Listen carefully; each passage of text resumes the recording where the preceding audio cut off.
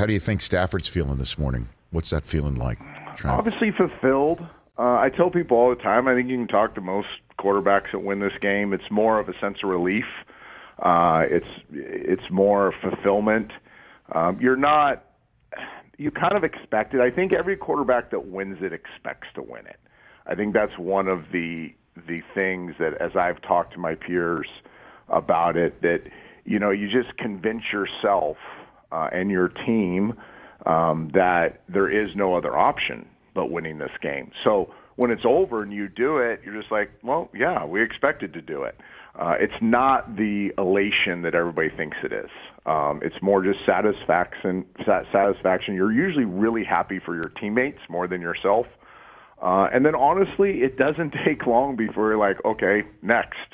That's how champions think, is no rear view mirror, appreciate the moment, and then move on to the next moment. And the next moments for the Rams are going to be challenging because of how they invested into this season and this particular game. Yeah, I want to maybe hit that a little bit with you in a bit of a page turn in a second, but lingering on Stafford, a lot of folks in this past week saying that the next for him eventually, when it's all said and done, is Canton, Ohio now, because if he got the ring, now he does. Would you think that's the case? I think so. I think he's deserving of it. I think people are sympathetic of his Detroit years, and yet he was still highly productive. I've always put Stafford in this category, a guy that was at his best when he needed to be at his best. Like, he was playing so many times from behind. He had so many of these heroic comebacks. Yes, he put his team in those positions sometimes because he tried to do too much in Detroit. But he was always one of those top 5 guys you wanted the ball in his hand, down 4 with 90 seconds to go. And he proved it. I mean, he did it in the playoffs, and it wasn't 90 seconds, but he did the final drive in the Super Bowl to win the game as well. It's kind of how he's wired.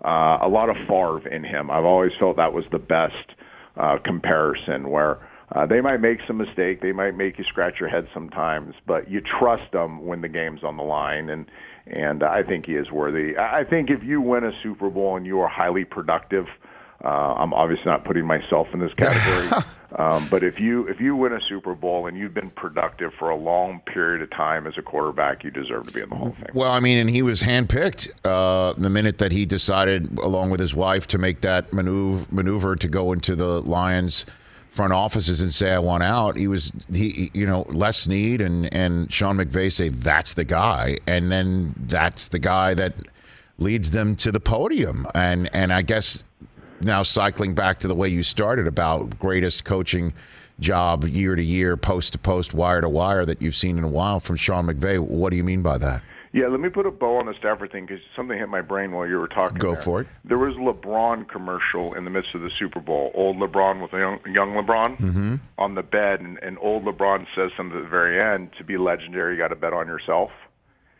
And I think a lot of people probably just let it go by him, but then you watch Stafford shortly after that commercial win the Super Bowl.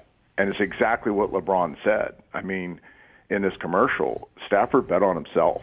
He put all the chips on the table and said, I want to go win a Super Bowl, and I'm willing to take some chances here. And he did it. And I think that, to your point, that's why he will be legendary and he'll be in the Hall one day. Hey, you watched all the way to the end. Thanks for that. Watch more right here.